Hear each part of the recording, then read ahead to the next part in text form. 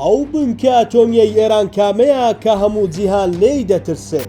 بۆچی ئیسرائیل پێی وایە ئەگەر نەیکاتە ئامانج هیچی لەو شەڕە دەست نەکەوتووە؟ وێرانکردنی بنکەکانی پیتاندنی یۆرانیۆم ئامانجی سەرەکی ئیسرائیلە، چونکە پێی وایە وا بڕوات ئێران لە ماوەیەکی کەمی داهاتوو دەبێتە خاوەنی چەکی ئەتۆمی. ئێستاش سوپای ئیسرائیل وێرانکردنی بنکەی فۆردۆ بۆ پیتاندنی یۆرانیۆم کردوتە ئامانجێکی باڵای شەڕەکەی دژی ئێران.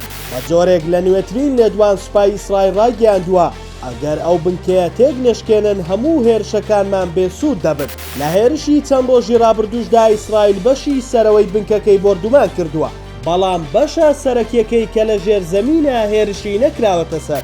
کەواتە بنکەی فۆردۆ چییە؟ بنکەی فۆردۆ یەکێکە لە پێگە ستراتیژیەکانی ئێران کە بۆ پیتاندنی یۆرانیۆم پشتی پێدەبەستێت. بنکەکە دەکەوێتە شاری قوم، بە دووری 80 کیلۆمەتر لە شاری تارانەوە دوورە. لە ساڵی 2006 بەنهێنی دەست بە دروستکردنی کراوە. لە ساڵی 2009 ئاشکرا بووە وڵاتان پێیان زانیوە بۆ پاراستنی لە هێرشی دەرەکی لە ژێر زەوی چیایەک دروست کراوە. دەوڵەتی ئێران ڕاگەیاندووە ئامانجی بنکەکە پیتاندنی یۆرانیۆمە بە ڕێژەی 20% ئەویش بۆ بەکارهێنانی مەدەنینەک سەربازی. نیگەرانی نێودەوڵەتی لە بنکەکە چییە و ئێستا دۆخی چۆنە؟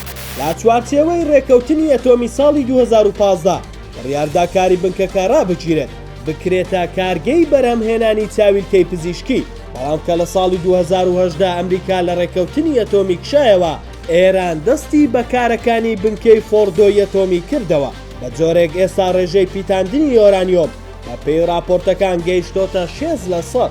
بەمەش نزیک بۆتەوە لەو بڕێی کە پێویستە بۆ بەرهەمهێنانی چەکی ئەتۆمی. ئەو بەرەو پێشچوونە ئیسرائیلی تووشی دڵەڕاوکەی زۆر کرد، بە جۆرێک چاوەڕێی ئەنجامی دانوستانی تاران و واشنتۆنی نەکرد. هێرشی بۆ سەر ناوەندە ئەتۆمیەکانی تاران دەست پێ کرد. ئێستاش نیگەرانی زۆری نێودەوڵەتی لە بە ئامانجگرتنی بنکەکانی ئەتۆمی هەیە. ترس هەیە هۆی بڵاوبوونەوەی مادەی تشکدەرەکان کە وێرانەی زۆری ژینگەی و تەندروستی بەدوای خۆی دادەهێنێت.